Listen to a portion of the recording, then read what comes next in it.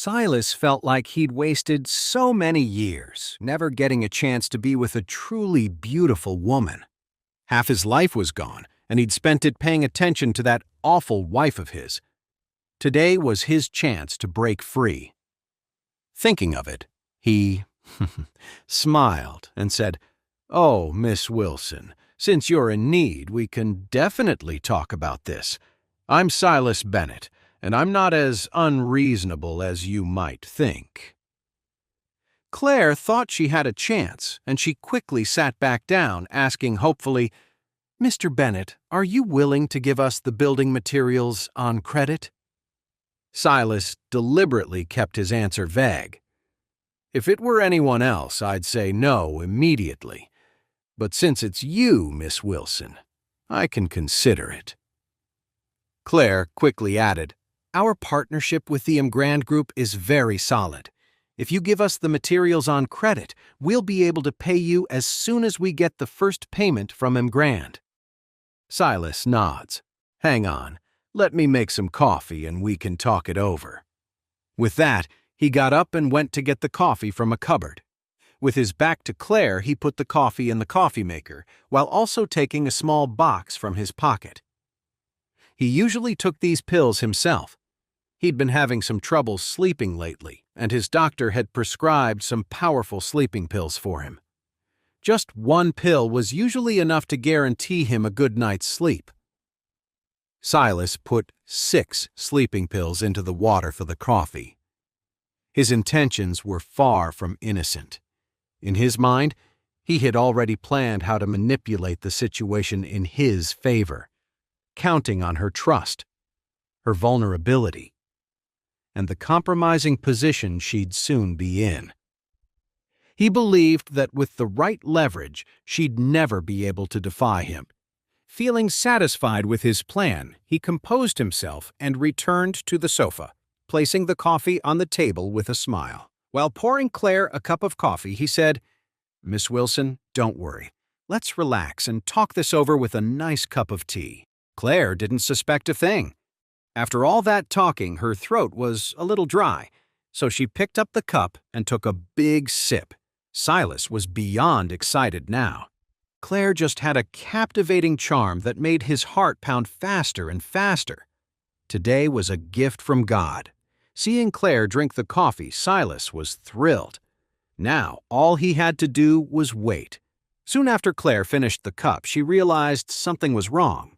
Her head felt dizzy and heavy. What was happening? She was horrified. Had Silas put something in the coffee? The thought made Claire tremble with fear. She tried to stand up, but her legs felt weak. She realized with a sinking feeling that it would be hard to escape on her own. While she was still clear-headed, she quietly turned on her phone, found Charlie's number, and pressed the voice message button. She sent the message while saying to Silas, "Mr. Bennett, I feel a little dizzy. Is there something wrong with this coffee?" Silas laughed. "No problem at all. This coffee is the best.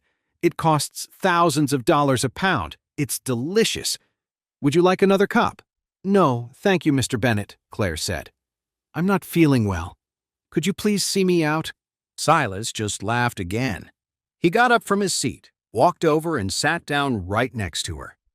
Looking at the uncomfortable Claire, Silas smiled and said, "Miss Wilson, everyone says you're the most beautiful woman in Orris Hill. Seeing you today, I can say that your reputation is well deserved. I really admire you." Seeing him get so close, Claire scooted away, shaking her head. "Mr. Bennett, can you please stay away from me?" Silas just smiled. "What's wrong, Miss Wilson? We're partners. It doesn't hurt to get a little closer, right?" Claire's head felt heavier and heavier. Her hand went limp, and the voice message was sent to Charlie. Charlie was doing chores at home when he suddenly got a voice message from his wife. He opened it without thinking, and a wave of pure rage washed over him. Hell no! That bastard Silas actually dared to make a move on his wife. He immediately pulled out his phone and called Isaac, his face dark with fury. "Get every man you can mobilized to the Bennett Materials Group. I'm going to level it today." Isaac asked in surprise. "Mr. Wade, what's wrong? The Bennetts have some influence. They're a minor family affiliated with us. If we just flatten the Bennett Materials Group out of nowhere, it won't sit well with our other allies." Charlie's voice was ice cold. "That pig Silas is trying to take advantage of my wife. You tell me, is leveling his company rash?" Isaac shuddered.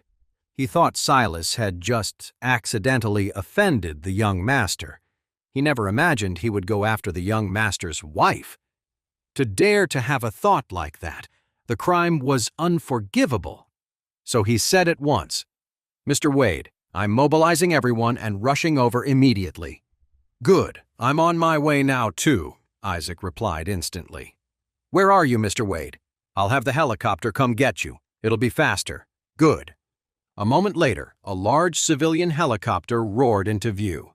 Inside were Isaac and 10 of his top men, all dressed in black. Isaac's expression was grim. He couldn't believe someone would dare to harm the young master's wife right here in Orris Hill.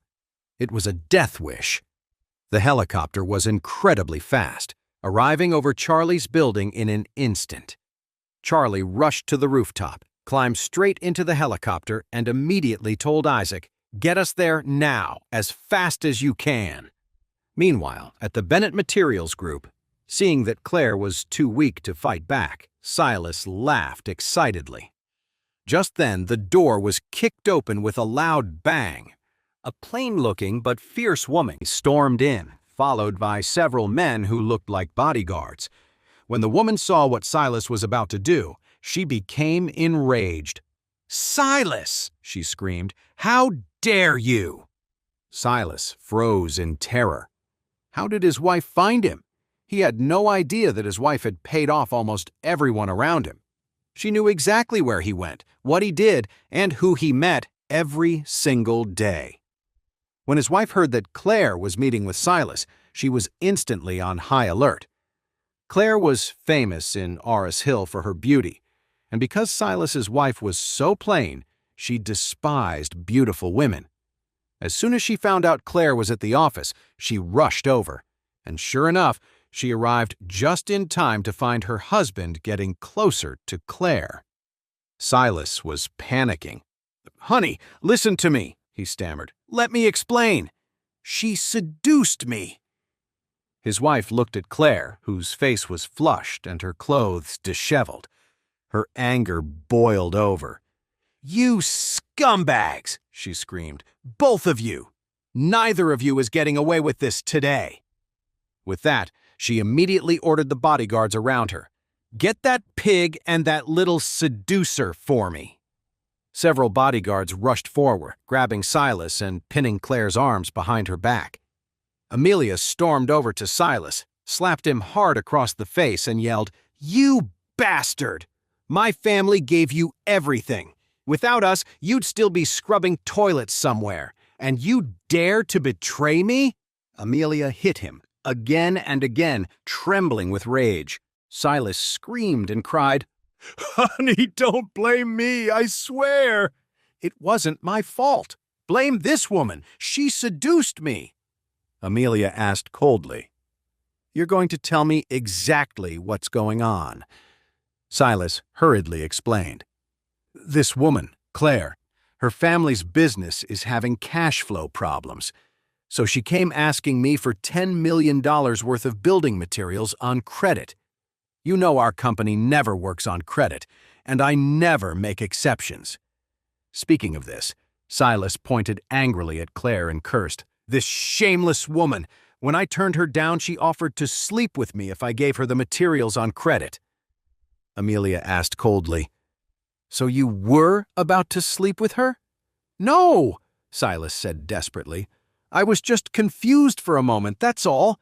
But I swear, nothing actually happened between us." Amelia was furious.